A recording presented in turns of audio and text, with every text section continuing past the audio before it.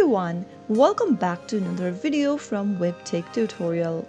In today's episode, I will be guiding you through how to log into your Moneyme account. The process is quite easy, so let's jump into the video right away. Launch open a web browser of your choice. To get started, in the URL box at the top, type in moneyme.com.au and enter. Doing this will take you to the official site for Moneyme. To log into your existing account, click on the login button at the top right corner. Now, go ahead and enter your email address and the 4-digit passcode associated with your account. If you don't remember your passcode, then you can click on the Forgot Passcode link and follow through the instructions in order to recover your passcode. Enter your email address and then your phone number, and you will then receive a passcode SMS to you on your mobile device. But if you remember your 4 digits passcode, there should be no problem logging in. Simply enter the digits in the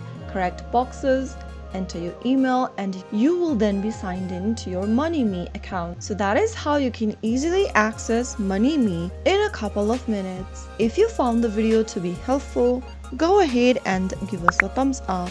Don't forget to subscribe to the channel by hitting the subscribe button. Also, press on the notification bell so that you'll never miss another upcoming upload from us. I will be back again in the next episode. Thank you for watching.